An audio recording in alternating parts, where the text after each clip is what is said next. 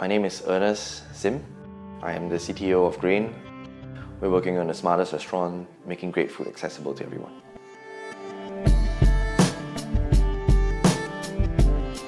You get people to buy into an idea that you have. And how you convince them could be with track record.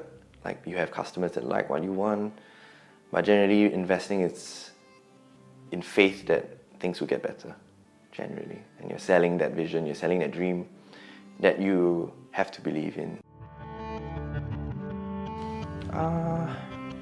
Well, angels are individuals, right? It could be your mom, it could be my dad, people, just normal people with money and they want to invest. And for VCs, venture capitalists, they are like a group, they are more like an entity, and they do not just function solely as an independent person. So that also usually means that VCs are more stringent. They put in more due diligence, they would be more particular on maybe a return mandate of when they want to see returns on an investment. For an angel, it's a bit more personal, so they could be in for whatever appetite they want. It could be your mom just says like, hey, I trust that you will do a good job, here's $50,000, go hard on it. And yeah, they might not even want a quantifiable return at that kind of point of time.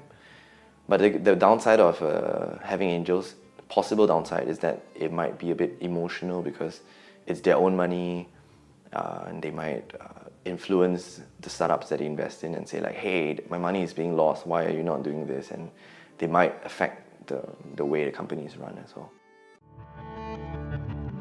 I think how we got VCs to invest in our company was that we had a vision, we had a dream, and we just sold them that. And more importantly, they have to buy into the dream. And similarly, just as much as the dream is important, I think the team is important as well. Who is going to bring this dream forward? Who is going to be the one that actuates this dream? And when these two come in alignment and the VCs feel like it's possible, that's when we start talking and then we see the terms behind. Ideally, if you could not raise money, you shouldn't raise money. That's the general rule of thumb. And you should raise money when you don't need to raise money. Sounds a bit abstract, but raising money takes a bit of time. And if your business is hinging on the fact that the money is going to come in within 2 months, you might not get that money. And at that point of time, you might be at a position that's weaker, you're running out of cash, and you might have to settle with worse terms. So that's the downside. So, and if you do have to raise money, I think one of the important things is to lay up many VCs or angels that you're going to talk to, maybe 3 or 4 a day, back to back, and so you won't feel dejected when you get rejected from a deal, right? And you say, oh, I think your idea is great, but we're not going to invest. And if you have one meeting on that day, you might feel like, oh, damn, they just rejected me. But the thing is to really lay them up, practice your pitch, and really get that message across. The smoother you are, the more effective it gets.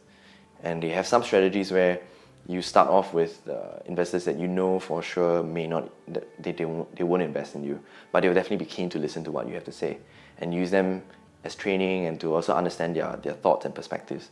So it helps you grow as an entrepreneur, helps you grow to pitch, and also helps you to grow in terms of understanding what investors want.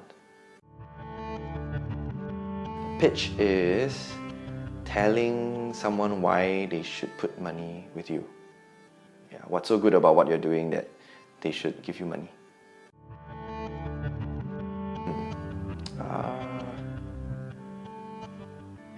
Well, it depends on the kind of investors you are reaching out to, right? So some of them have specific verticals that you want to invest in. It could be a technology thing, or they're just interested in what you're doing in general. Some of them look at it in terms of return on investment. So like if you give you $1, when can you give them back $2, for example? So that's a bit more capitalistic, and you have a very clear return on investment. I don't think there's a hard and fast rule. Well, in the startup world, they call it funky terms, meaning that the VCs or the angels or anyone that wants to invest are getting unfavorable terms towards you, or they're getting more favorable terms than what they should, or you are getting more unfavorable terms than what you should be getting.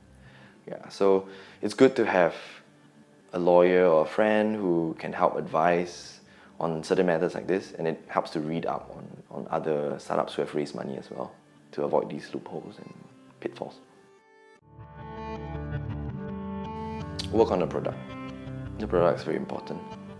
Your whole pitch hinges very closely on whether your product works in the first place.